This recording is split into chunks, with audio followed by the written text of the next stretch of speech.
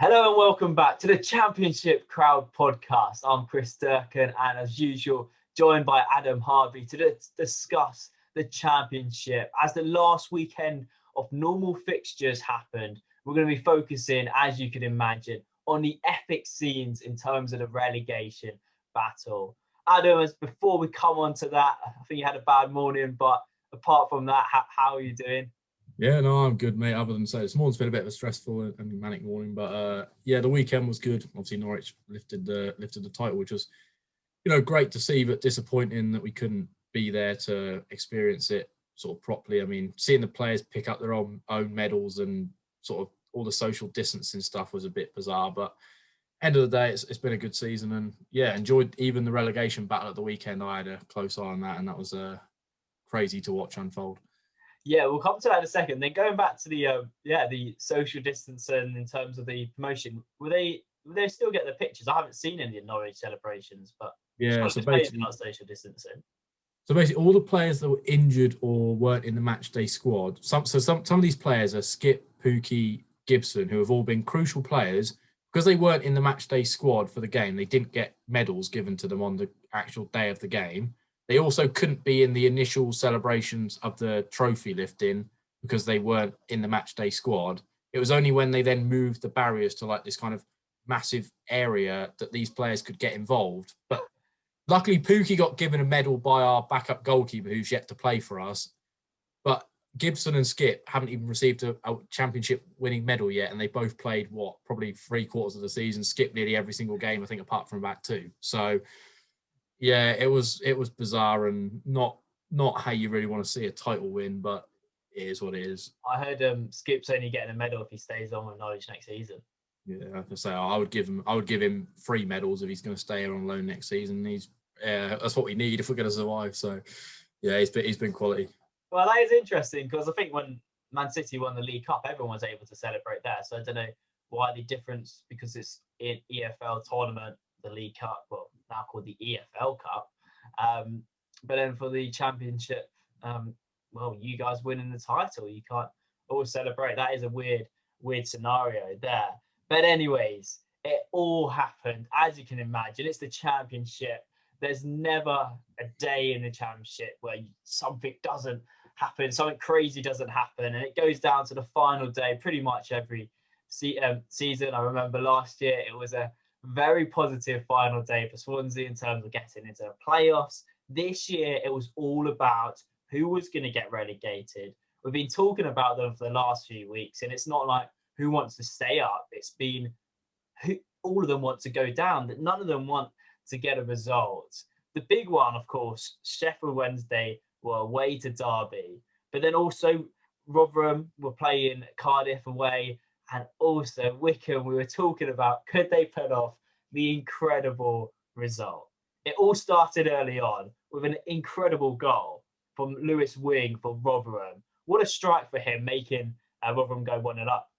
Yeah, I mean, I kind of unexpected it, to be fair. I thought Rotherham would struggle a bit away at Cardiff, and I think I might have said it might be a 0-0. It just kind of had a feeling that Rotherham were going to try really hard, and maybe sort of Cardiff's sort of stern defence was going to be a bit of a problem, but they needed that absolute. Well, it's one of the best goals of the weekend. It's an absolute screamer into the corner there, and it also gives Rotherham this massive sort of boost. And they would obviously then be looking at Sheffield Wednesday desperately, sort of seeing what their result is at this point. And obviously, it wasn't too long after that disappointment would have, or that elation, would have then turned to disappointment to hear that Derby went ahead as well. Well, Sheffield Wednesday took the lead in Derby, so then it got even better for them. And I think their chairman, they were constantly saying how their chairman's like looking on his phone and telling them the results. And then Sheffield Wednesday managed to then take the lead, didn't they? Yeah. And then at the same time as that happening, Rotherham were having plenty of chances. It wasn't like they scored this goal and now like sitting back, protecting their lead, thinking we need to win this. Let's not do anything silly. But what they were doing silly was not scoring their chances up front. They had so many chances in that first half. As we say, Sheffield Wednesday then took the lead at Derby. Thoughts on that? A few scrappy goals for Sheffield Wednesday, really. Yeah, the first one was a little bit controversial. I think they were trying to claim an offside against Hutchinson, who scored, but when you looked at, I think it was during the half time, they kind of looked at the game and sort of said, no, he wasn't actually offside. There was more controversy, further on in the game, but that actual goal should have stood. Obviously, what's also noteworthy at this point was Wycombe Wanderers were 2-0 up. So everyone was like, if Wycombe can have a storming second half at this point, they only needed, 11 goals, and a Sheffield Wednesday win would have been enough. And then they needed Cardiff to get an equaliser against Rotherham. So they would have probably still been fancying themselves at what time would that have been? Around about sort of 1:15 time on Saturday. Well, yeah, it was incredible. Going into half time, you have Wycombe leading, and I think their first goal came out of nowhere, but then since then they've played really well. And against a Neil Warnock side of Middlesbrough, who he's never going to let his team slip. He's never going to let his team not perform going into their last game of the season. So it's going to be a hard game away from home. They're somehow winning 2-0 at half time. Obviously, then to score 11 goals, I don't think anyone actually thought it was ever going to happen, because that'd just be insane. But you've got to love the desire of Wycombe for going for it, fighting for it. And they're seeing the result. Sheffield Wednesday were leading at half time 1-0. Rotherham were leading. So that point, going into the half time, Rotherham would be the safe team. Bit of controversy. We saw Martin Whitcorn. That's the one. He smashed his head in the first half, and then it resulted in the Derby kicking off their second half, probably a good 10 minutes or so after the other games. Always a bit of a dodgy one. You wonder, like, Rooney maybe thinking back to the amazing Sergio Aguero moment for Manchester City, Man United.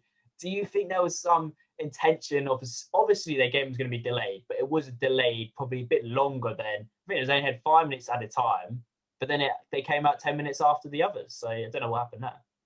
Yeah, no, it's strange, wasn't it? I remember I had a couple of games on it, the Norwich game and a Derby game on. And the Norwich game was about 55 minutes in, and I was thinking, why has this Derby game not come on? I sort of refreshed my stream, and obviously I knew there was the injury time in the first half, which was 5-6 minutes. So I knew it was going to be a little bit delayed, and I was thinking, come on, this game must soon get ahead. And obviously Rotherham was still 1-0 up and 55th minute or something at that point, and it all just felt a little bit strange that maybe something was going on at Pride Park to kind of get this game, probably from both clubs' perspectives in some ways, even Sheffield Wednesday, because obviously they were leading at this point 1-0, and they would have obviously been hoping that, that Rotherham would have obviously conceded a goal and that they would then have something to cling on to.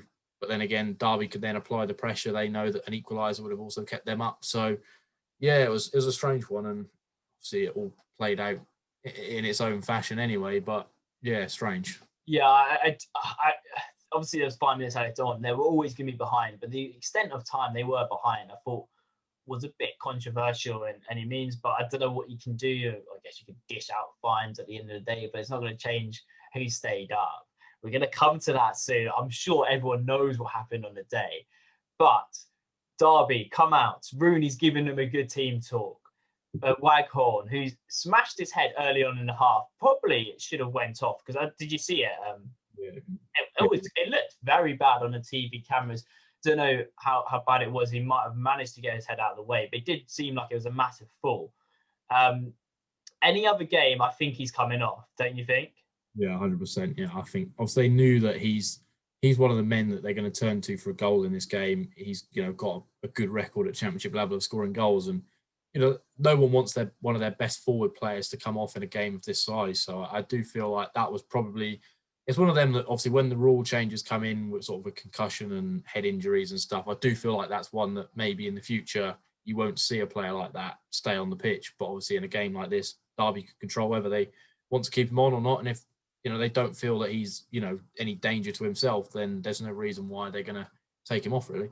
Yeah, and that's where they need an impartial medical staff, really, because you got Wycombe, he's not going to want to come off, is he? He's going to say to them, "Oh, well, I need to stay on. I need to play." And of course he is. He's just hit his head. He doesn't really know. He just wants to play football. The Derby coaching staff, they've got Rooney in there saying, "This is one of our star strikers. We need him on the pitch." So it's unlikely in such a big game they're going to be taking him off. Again, adding to the controversy of the last day of the season, really, I think it looks really bad. We weren't there, so we don't know actually how bad it was.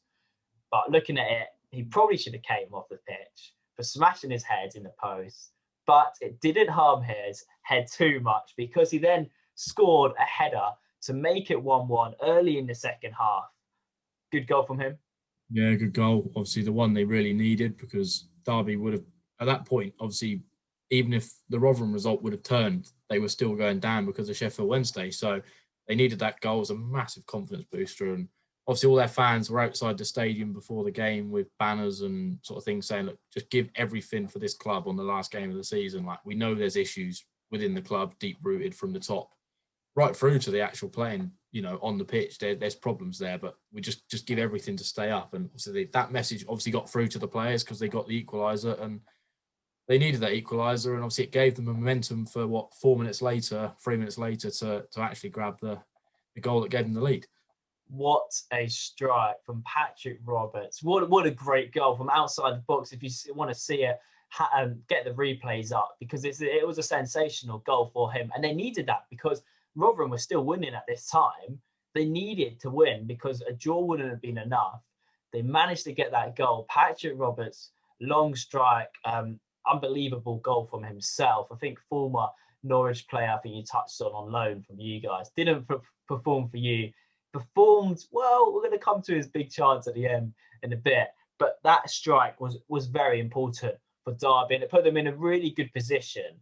But this is Derby we're talking about. They're not good when they go in front. We've seen in the last 2 weeks, they've squandered results on the lead. And Sheffield Wednesday, well, we'll mention Wycombe actually managed to score their third around the 56th minute in this time. Fair play to Wycombe. We'll talk about them a bit more soon. But Sheffield Wednesday, they responded from the 2-1 and made it 3-2, scoring 2 quite quick goals. Yeah, obviously Callum Patterson, the former Cardiff man, he's saying he might still be their top goal scorer this season, even though a lot of Sheffield Wednesday fans aren't keen on his attitude from what I can gather from what Dan was saying last week on the podcast, that he's a man that they probably felt would do better for them this season. To grab the big goal, and I think that would also almost give you hero status if that's the goal that obviously gives you the momentum to then go grab the next goal. And swiftly after, there it was, a corner floated in and Borna. I mean, this was a controversial goal, another one of these ones where the officials and Derby sort of coaching staff weren't happy that it wasn't given. The goal actually stood, but it did stand, and it obviously gave Sheffield Wednesday the reason to really stay up at this point because they knew that Rotherham just needed to concede and they would be the team staying up, and Derby would probably be punching themselves for sort of many chances that they had as well in this game. But yeah, what do you sort of think of that? Did you think Wednesday would stay up at that point, Chris? I had no idea what to think. It's just the championship. You just got no idea. I think at that point I didn't think Wednesday because obviously Rotherham was still winning, so that Rotherham would have been ahead of Sheffield Wednesday anyway at that point. But I thought Sheffield Wednesday, the team that we've talked about them, they're actually fairly good when they go ahead. They just don't go ahead too much. Obviously, they squandered their lead early on in that half. But I thought they would win that game when it went 3-2. Just thinking Derby that they've just lost it just completely the last few weeks. But then I thought Rotherham might be able to hold on, but then it was all changed. So Sheffield Wednesday managed to get the 3-2, and all their goals were quite scrappy in terms of headers and then tap-ins from kind of set pieces and long balls in there. But that's what you've got to do on the last day of the season. But then it was massively important minutes. We talked about the 10-minute delay in the 78th minute Derby, and then I think 88th minute in the Rotherham game. There was 2 moments in the space of 10 seconds. Derby win a penalty. They've won the penalty whilst the penalty is about to be taken. Cardiff score to make it 1-1. What a moment for Rotherham. How have they let this lead go? They're 1-0 up, had so many chances just to finish the game. Cardiff were much better in the second half. They were very poor, obviously coming from me, but they were poor in the first half. Heartbreak for Rotherham. You got to feel from a bit it's just been one of them recently where they've had so many shots on goal. In this game, they had 10 shots off target, 4 shots on target, 2 Cardiff's 2 shots off target, 3 shots on target. And that just been a common theme for probably the last maybe month, where they are dominating games, but they're just not putting the ball in the back of the net. And had they have got that second goal, I think you could have probably relaxed a little bit. Instead, they were going to these last, 5 minutes of the season, knowing that they needed to hang on to this. And, obviously they knew that Wednesday were leading, which was favourable because even a derby draw would have meant Rotherham stayed up. So they just needed to hang on, and obviously they didn't. They got punished for not taking their chances, which has kind of been a common theme for the last, effectively the last month. I mean, you look back to the Luton game, they'd taken one of the chances in that game. That's 2 extra points on the board. And even the Blackburn game last Saturday, whenever it was, again, another one of those games where you just think, put the ball in the back of the net and you'd be comfortable staying up this season, but they didn't. And it was a bit of a sort of, it was a great strike from the Cardiff man, but obviously it's not like a tap in or anything. It's a fluky kind of long range shot that's crept into the corner, and it's a great strike, but fair play to him. But it's one of them that I don't think you can really blame anyone in the Rotherham team, really, because it's not like it's a ball in the box and they've not defended it. They probably should have closed the man down closer, but it's not a tap in where you think, right, that's really gutting. Yeah, exactly. You can't blame anyone for the goal. You can blame them for not taking their chances throughout this game, throughout all the other games, and really, it just sums them up to a T. They managed to play really well, despite being low down, but just not taking their chances. It's not like they're not creating chances. They're creating more chances than Swansea, and we're in the playoffs. And they just not finished them sadly, in Rotherham. And that's why they're gone down. Spoiler alert. Derby, they get this penalty exactly the same moment as Rotherham concede.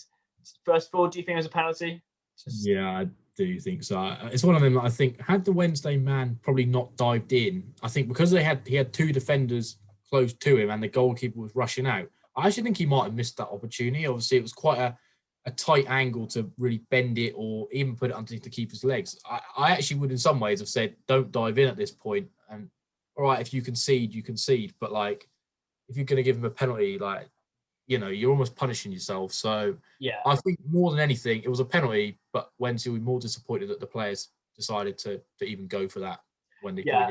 I think also in some ways it's like he might have intentionally done it, but also he's just running back. And in terms of like, there was quite a controversy in terms of Raheem Sterling, whether that was a penalty. And kind of in the same way that the defender's behind the player and the attacker, and they kind of like catch legs, he's kind of going into it. It is a penalty. He brings the player down. But then we saw VR doesn't overturn the Sterling one. So bit interesting there. But yeah, I think it probably was. But then he steps up again. Waghorn scores the second goal of his game. Derby's third, makes it 3-3 from the penalty spot. And then he goes off. He finally gets substituted. Probably should have got substituted from his head injury. But he then turns like a manager or a coach on the sideline, doesn't he? He's going crazy, shouting to the players, telling them what to do, helping the coaching staff out. Also, I think maybe holding the few of the Derby substitutes were not warming up. They were just down there holding the balls rather than giving them back. And then some of the Sheffield Wednesday were down there trying to give the balls quickly. It was a mental few last minutes, because then Sheffield Wednesday, obviously, they all know Rotherham are drawn. That game's over. Sheffield Wednesday, they win, they go up. They're staying up. Derby, no, draw or their win will be fine. So Sheffield Wednesday were obviously trying to do their best, but they didn't really create any chances. No, it was honestly speaking it was a good game, but honestly speaking, quite a poor game, really. Like, I don't feel like either side really they both showed why they're near the bottom of the division and probably both deserve to get relegated. I feel like even Derby, they've stayed up, but they, honestly speaking, they deserve to get relegated this season. They've been so poor. Actually Wednesday, they had extra shot on target compared to Derby. They had 5 to Derby's 4. But in terms of just sort of general play, they didn't really create anything, not clear cut anyway. I mean, they had a few sort of half chances, but honestly speaking, Wednesday will be disappointed because it's their away form that's got them relegated this season. They only picked up 15 points away from home this season, which is so poor, really, when you put it into context. That's actually the worst in the division. Wycombe ended up with 17 and they were 23rd. So you know, it's the away form that's relegated Wednesday this season, because at home at Hillsborough, they've actually been quite decent. But yeah, it's unfortunate because obviously the 6-point deduction technically has relegated Sheffield Wednesday if you put it into perspective. But again, they're another side. I don't think any fan can argue they don't deserve to be in League One next year. Yeah, and obviously controversy whether Derby should have got some points deducted, but probably shouldn't go into that. Yeah, it's a tricky one. We don't really know, but I guess they have been on the borderline of getting points deducted. So maybe harsh on the teams like Wycombe or Rotherham who have just missed out. But yeah, Sheffield Wednesday, I thought towards the end in terms of like this is it. Like you got to start punting the ball up or like trying to find some chances. They were doing that, but I don't think they've had many clear-cut chances towards that last 10 minutes of the game. Silly foul as well from that player who just slides in last minute of the game, gives it Derby free kick. What was it? That Derby free kick made me laugh. Like, they just kicked it out. Why didn't you just hold it up there for a few minutes? But yeah, the championship, crazy, crazy stuff. But also touching on Patrick Roberts, he could have finished to make it a great day for Derby in terms of winning the game 4-3 as well. Like 5 minutes to go, through on goal and then decides to try to take it around the keeper, just shoot. But it was fine. No worries for him. He didn't have to regret that chance because Derby stayed up. The league table finished. Derby 44 points. Bear in mind, Derby had only won one game in 15. Wycombe, get in there, managed to finish just in the relegation zone, but at the top of the relegation zone. And for Gareth Ainsworth, he was speaking a few weeks ago, and he thought it would be probably a miracle for us not to finish bottom. We've been saying they would be finishing bottom all season, and he would be so delighted, even though they got relegated. They would have known they weren't meant to get 13 points. The fact that they won that game 3-0 away to Middlesbrough, what a result for them. 43 points Wycombe, Rotherham 42 points, Sheffield Wednesday 41 points. Adam, do you remember the predictions? We gave a few predictions last week on last week's pod. What did you say? I don't remember my predictions, Chris. I remember yours. You actually got quite close, to be fair. I think you said Wycombe were going to win, and I think you predicted a Derby draw, and even the Rotherham draw, I think you got as well, and a few correct scores as well, which, you know, fair play to you. You know, you should have, well, again, we don't condone betting, but you probably could have put some money down on one there, but obviously it's one of them. Yeah. On the day, no one really knows what's going to happen, and you've managed to pull out the magic wand and somehow work out exactly what the results are going to be before they even got played. There you go. After Saturday, I've been inundated with messages from all our listeners telling me to predict all the other results because they just seen it and managed to said the table would finish as it would. I said draws all round. Obviously, I think I predicted a 1-1 draw in the Derby Sheffield Wednesday. I didn't think that was going to be 3-3, but still a draw. Rotherham 1-1, spot on. Wycombe, I think I went 2-0, 3-0. There we go. Win to nil. But yeah, what a great end to the season indeed. Touching on Wycombe, I want to go in them a bit more detail. What crap character from them? They know they're going to be going down. They know they're not going to swing at 13 goals. Goal difference, but just the passion, the desire. That's what I want to see in these Rotherham, the Derbys, the Sheffield Wednesdays, and we haven't seen that in them. Wycombe, in their last 8 games, 16 points out of the possible 24 points. That is 2 points. That's 2 points every game, averaging 2 points every game, which would have made them finish 1 point above Watford in second place had they kept that up for the whole season. Obviously, they didn't. But it's just such a shame that they had to take such long time to get used to the championship early on in the season. Now they've just been flying. Yeah, I feel them because they've lost so many games like 1-0 this season or 2-1 where it's been so close, and it's often just been like a late goal or a late equaliser I remember I go back to like that Derby game at home, sort of right back sort of February time, and I think they conceded in the sort of 90 something minute. And again, that's ultimately the goal that's relegated them because Derby picked up all 3 points and Wycombe ended up obviously dropping 2 points. And you just think even that Swansea game a few weeks back, hold on to that 2-0 lead and they would have survived this season, which is absolutely crazy when you put it in perspective from where they were. Because I remember the first week of this podcast, and again, I love Wycombe Wanderers. I think they're a really great club, but I really had no hope for them. Like I looked at the table and I thought, well, they're gone. Like they're gone a long time ago. And that's the one thing I'd say, that their team spirit has been arguably the best in the whole league this season. The togetherness to even finish where they finished on that point total is honestly one of the best achievements you'll ever see in Championship history, in my opinion. All right, they didn't survive, but they came close, and they'll only, if they come back, in next season or a few years' time, they'll be better for this experience. And hopefully, obviously, the fans will all be back by then, and they can all experience the journey. And that might be the actual reason why they didn't survive in some ways, is that fan backing at some points where they probably needed them. Yeah, I think it's such a shame that fans weren't able to properly experience the Championship in full. But yeah, I'm hoping they do come up, because they've just been a great joy in terms of Gareth Ainsworth. I think 10 years he's been there at Wycombe. So incredible time for him. What a great guy as well. His interviews, just such a great guy to listen to. Sadly, they've gone down. Do you see them bouncing up? Because I think we're talking earlier, just before the podcast, in terms of League One, it's going to be a very entertaining league next year. You've got quite a lot of big teams, obviously. You've got the Rotherham, well, not fair, they're fairly big, but Sheffield Wednesday is the big one going down from the Championship. You've got a few people like Bolton going up. Obviously, you've got the Portsmouth, the Sunderlands, the Charltons of the world. It's going to be challenging to bounce back up, isn't it? Yeah, I was kind of looking at the League One table yesterday when it all finished, and I sort of looked at the teams already confirmed in League One next year. You've got Bolton, who, traditionally a Premier League team. You've got the likes of Portsmouth and Ipswich and Charlton and Doncaster and MK Dons, and all these clubs that have very good history in the Championship or even Premier League level. And I do think it's going to be a real job. But ultimately speaking, Wycombe have been playing in a higher league than all of them this season. They finished with 43 points in the Championship.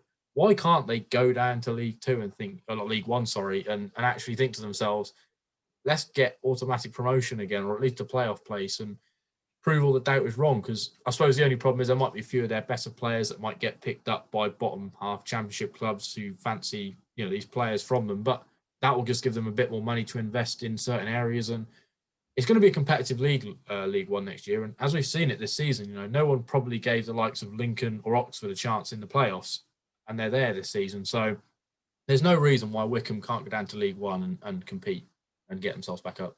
Yeah, I might have to come back to edit that little bit out of you saying Ipswich is a big team, Adam. I'm not sure you want that in the podcast. Yeah, no, I'll admit, in terms of League One level, I think that's their level though. They're a big club in League One. They're not going to be playing. I mean, to be fair, I'm looking forward to sending my neighbour over there is an Ipswich fan. I'm going to send her a postcard from the Etihad and Old Trafford next season when they're off to the likes of Fleetwood. I don't feel sorry for them. There we go. Adam Harvey saying Ipswich is a big team. It will be a hard challenge for Wycombe, but as you say, they've done it. They've got promoted through the playoffs last time out, and they've done really well in the Championship towards the end of the season. So hopefully that just does well for them to boost them into confidence. We know two teams coming up from League One. We'll be discussing them in more detail in the next seasons of podcasts. But let's touch on them quickly. Hull, Peterborough. Where do you think they'll finish? Do you think they'll have good seasons? Are you pleased to see them in the Championship? Obviously, Norwich are going up, so you won't be seeing them as much. But in terms of the Championship Crowd podcast, what's your thoughts on them going up?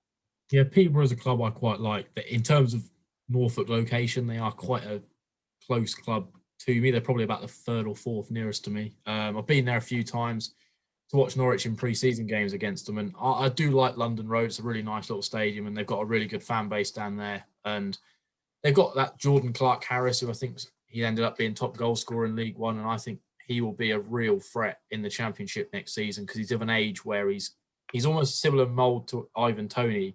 And I think that's the problem for Peterborough is every single season they stay in League One. It almost seems like their striker they bring through the door who scores them 30 goals gets poached and taken to a Championship club. And we've seen it. Dwight Gale. There's been so many of them who have all come through the Peterborough ranks. And I think to get to that point now where they're going to be in the Championship next season, I do think Peterborough will survive in the Championship. And I think Hull are another side that, I don't know, I hate to say it, but they're a bit tin pot. I was going to come in and say, you talked about how nice, lovely going to Peterborough. Do you say, I think I remember you didn't really want to go to that away game a few years back to Hull. It's a long travel, isn't it? Yeah, I don't have very good memories of Hull. I remember watching Norwich lose their 4-3 in the pouring rain. We had road diversions. It took about 8 hours to get there and 7 hours back. We were 3-1 up, lost 4-3. It was absolute nightmare. And Hull, I don't know. I don't dislike Hull. I just think their fans are a bit plastic. I mean, the stadium's half empty even during normal times. So I'm not going to slag off Hull too much on here, but yeah, I'm not as happy to see Hull get promoted as I am Peterborough. All the whole fans listening into the podcast thinking, yeah, we need to get ready for a championship podcast the next season. I don't really hate them. I don't really like them. Slagging them off, blah blah blah. Adam, what are you doing, mate? To be fair, Hull can prove me wrong next season. Hopefully, they can have a good year. And to be fair, I think they might survive next year. I think there'll be other teams in the Championship who think they're more safe than they are, who actually struggle more next year than the likes of Hull, because we've seen it. Teams that go down from League One from the Championship and then get automatic promotion tend to do quite well in the second season. I remember Norwich done it a few years back. We ended up doing back-to-back. There's been a few teams. I think Southampton have done it as well. So maybe it bodes well and Hull will be in the Premier League in a couple of years. But just riding the knowledge on Norwich, just getting that into the podcast. But so we've got Hull, Peterborough coming up. Fulham we're recording on Monday, so on Tuesday they might be already confirmed relegated, playing Burnley tonight. Sheffield United and West Brom coming down from the Premier League. Looking forward to seeing them. Yeah, I actually saw tweets on Twitter yesterday sort of saying, do you think the Championship next season is going to be harder than it is this season? Because obviously the 3 teams coming down, you've got Fulham, who they're not a massive club, but they're a club that have got money and good players. West Brom are, another side that are very much a top Championship, bottom half Premier League team.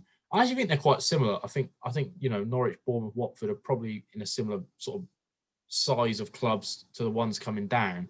What I'd probably say is I think in terms of the bottom half of the division, I think you'd probably say Wycombe and Rotherham are smaller clubs than the likes of Hull and Peterborough coming up. So I do think it's going to be a competitive Championship next season, and another one where I think there'll be some teams in the playoffs next year you probably don't expect to be there, kind of thing.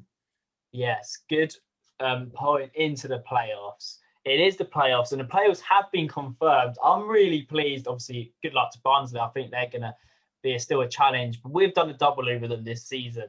So I'm hoping, I have been hoping for the Barnsley fixture. Amazingly, we are playing them because they managed to get a 2-2 draw against you guys. And Bournemouth, 3 defeats in a row, lost 2-0, I think it was in the end, against Stoke on the weekend. They're playing Brentford. It was quite amazing to see Bournemouth lose that again. Yeah, I think it's one of them where you just think to yourself, Bournemouth have come off against Wycombe and Stoke, and you think they've only got to win one of them games, and they probably get a more favourable semi-final fixture against a Swansea or a Barnsley, which, no disrespect, but I think people probably back Brentford or Bournemouth as more likely candidates to get promoted this season. So that's probably, a little bit disappointing that they've lost both those games and ended up playing Brentford in the semi. But I suppose in some ways that might bode better for them, the fact that they can play them over 2 legs, where a final situation, I think that would have been a real fixture between those two, because they're both clubs that I think people probably expect to be challenging probably for top 2 this season more than even just a playoff place. So it's making for interesting reading, and we've seen it before. The underdog in the Championship final tends to do quite well. So in some ways, I think Barnsley and Swansea will be happy they're playing each other, and they just get to play one of these 2 sort of so-called, not bigger clubs necessarily, but bigger teams in the sense that they expect to be in the Premier League in a 1-game shootout. I would say at Wembley, but we're not 100% certain at the moment, are we? We're not. Champions League could come there. UEFA obviously having the Euros in Wembley. They might allow it to come over to England, but if they do allow it to come over to England, they'll say the game needs to be at Wembley. So then we might actually be seeing, for the first time, I guess, since the new Wembley Stadium was built, the Championship will be away from the Wembley Stadium. And I'm not sure how it works in terms of the League One or League Two, because the game is on the same day as the Championship one, but they'll probably then want the League One not to play the next day just because they're UEFA and they like taking over stadiums. We shall see. We'll probably have more details on Friday. So we're going to release a Championship playoff focused podcast, but previewing those games, giving our predictions. Listen out to my predictions obviously I'll be tipping Swansea. But yeah, hopefully I'll be able to give some good predictions as well in terms of that. But yeah, we'll be coming on Friday, probably around midday or so, hopefully having some views from all those 4 fans, sharing their opinions ahead of their first leg ties, which actually kick off next Monday. So yeah, it's going to be exciting times in the Championship. We'll keep you updated. Definitely tune in on Friday as well to preview the playoffs. But as usual, it's been great having you listening in to this, well, kind of end of the season, but we're going to obviously cover the playoffs. Adam, any more pointers or messages as we finish? Yeah, no, I think obviously thank you for everyone on Twitter for keep following us. We're gradually growing quite quickly. I think we're now up to almost 210, which is all good. And obviously it's been enjoyable. Norwich in the Championship. Obviously, I will still be on here next season with a more impartial view. We might both be on here on an impartial view, but I think it will just be me. I'll be the impartial man on this podcast, and obviously been a great season. Norwich lifting the trophy. We have been the best team in the league. Not even gonna boast on. We just have been. Buendia, he'll be back where he belongs in the Premier League, and everything's lovely. But honestly, thank you for this season. Obviously, we are going to be continuing, but like for this actual season, this started as a small venture alongside university, and we're growing each week, and it's been really, really good. And it's all down to the people who have helped us out with the videos and everything. So it's been great. But obviously, follow us on Twitter and follow us on all our usual platforms. And yeah, we look forward to the playoffs. Exactly. Looking forward to the playoffs. So tune in on Friday, probably getting out again 11 a.m. in the morning. We'll keep you updated on Twitter. But looking forward to hopefully hearing from 4 different sets of fans, giving our opinions. I'll probably let Adam give his opinion because, of course, it's too hard not to be biased when it comes to these situations. I'm sure when with even Norwich going up, Adam's still going to be able to get them in to the podcast with a few drops in there talking about how they got promoted from League One or whatever he manages to think of. But anyways, guys, it's been great having you listening as usual. See you on Friday.